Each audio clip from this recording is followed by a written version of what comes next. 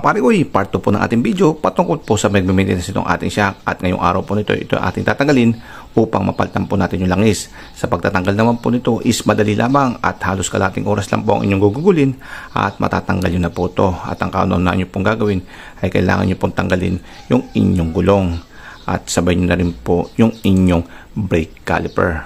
At kasama din po dito syempre is itong inyong speedometer, gearbox, at makikita nyo natitira na lang po dyan ay itong inyong tapaludo, harap at likod po yan, at kailangan nyo po ma-access yung bolt nya rito. So tatanggalin nyo po yan, yung tatlo, yung iba po dalawa lang, ito sa atin ay tatlo, ito po yan.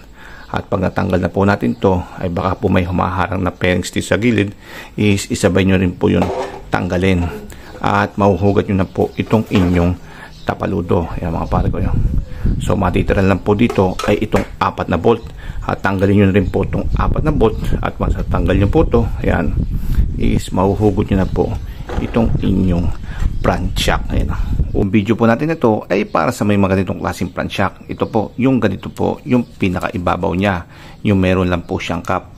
Dahil dito po kasi natin ma-access yung spring, at the same time ay dito rin po tayo magtatanggal o mag-dedrain ng langis. Ang problema lang po dito ay ditulak po itong gano'n, no? At sa loob po nito, yan, sa gilid niya po, andyan po yung pinaka-lock ring niya. At mahirap po siyang tanggalin kung ikaw po ay nag-iisa. Dahil ang kailangan po dito ay 2 tao, isang tikatulak at isa pong tikakuwit o tikatanggal ng lock ring. Tayo po may teknik po tayo dito na nadidinan po natin mag-isa tong cap. At the same time ay natatanggal po natin yung lock ring, pero hindi po natin gagawin yan dahil mahirap po siyang gawin. Instead, ang gagawin lang po natin ay gagawa lang po tayo ng special tools na magdidin po dito sa ating cap. At ang gagawin lang po natin ay tatanggalin na lang po natin yung ating lock ring. May nabibili pong special tools dito, at ayan po, kung gusto nyo po ay mamili lang po kayo, pero tayo po ay magdi-DIY lamang dahil madali naman po siyang maghanap ng materyales at madali lang po siyang gawin. Ito, marami na po akong nagawa nito. Ang kaso lamang, nahihiram at nahihingi. So, hindi na po siya nakakabalik. So, okay lang po yon dahil madali nga lang po siyang gawin. Kaya, gagawan lang po ulit ako ngayon at i-share ko po sa inyo upang magkaroon din po kayo ng idea. So, napakadali lang po ng prinsipyo nito. At ang prinsipyo lang po nito ay kailangan lang po mahol dito at meron po itong isang tutulak ng pagganon na discro katulad po ng nabibili. So ang akin naman po, ang ginagamit ko ay U-bolt. Siya naman po yung kakapit dito. And then itong pong pinaka angular bar, siya naman po yung na dito. Ayan o. At ito na po yung tutulak dito sa ating pinaka cap. Ito, kailangan po di-screw po to. So kung wala po is kailangan nyo pong hinangan din to ng nut. So sa atin nakahanap po tayo ng mga ganito. Yan. At ito lang po yung ating gagawin. So susukatin lang po natin ganun upang ma-attach lang po natin to. At ito naman po ay bubutasan natin upang mailusot po natin itong pinaka U-bolt natin. Tapos po natin lagyan ng markings ay bubutasan na po natin.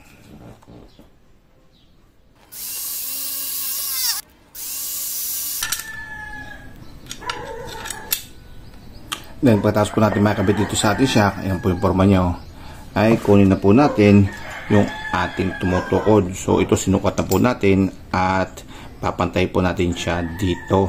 And then pagkatapos po, ito po ay ating hihinangan. Kung wala po kayong panghinang, dahil nyo lang po sa pinakamalapit nyo na welding shop. Ayan.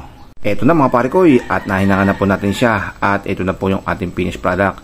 Ang susunod lang po gagawin dito ay pipinturahan po natin para gumanda-ganda naman po yung kanyang itsura. Pero bago po yan ay testingin muna po natin at tingnan natin kung effective itong ating ginawa na panulak nitong ating cap. Ayan. Gagawin lang po natin ay higpitan lang po natin na pagganon. Gamit lang po tayo ng labi. Kaya saan po natin i-position yan, parehas lang po yan. Kaya hindi po tayo magkakamali kung saan po natin siya ipoposisyon.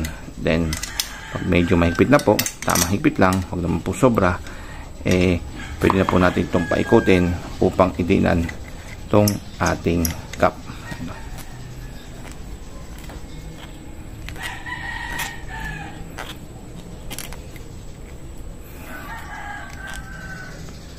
Yung mga pare ko, positive. At natulak na po nitong ating ginawang DIY tools na itong ating cap. Kaya pwede na po natin tanggalin itong ating lock ring sa pamagitan lang po ng flat screwdriver na maliit. At hanapin nyo lang po yung pinakadulo nitong ating lock ring at suwitin nyo po siyang paganon.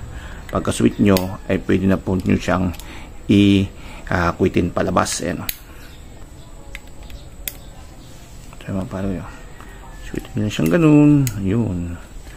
At matatanggal na po natin itong ating lock ring at matatanggal na po natin itong ating cap. Ayan.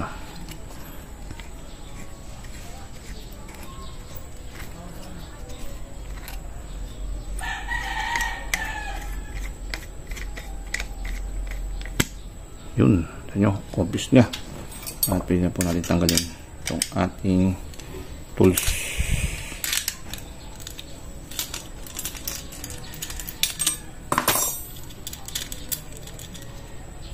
At dahan-dahan lang po dahil baka kumabuse.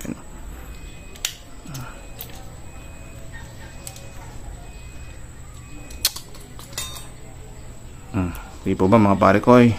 So natanggal po natin itong ating cap sa pamagitan lang po ng ating ginawang DIY tools na pagtanggal sa kanya. So yung mga pare ko, sa mga interesado po na gumawa nito, ayan, ganyan-ganyan lang po ang inyong gagawin upang mapadali po yung pagtatanggal nyo nito nang kahit na po kayo ay mag-isa lamang. So hanggang dito lang po yung ating video at ang next video po natin dito ay papalitan na po natin na langis itong ating branch shock. So paano na mga pare ko, paalam.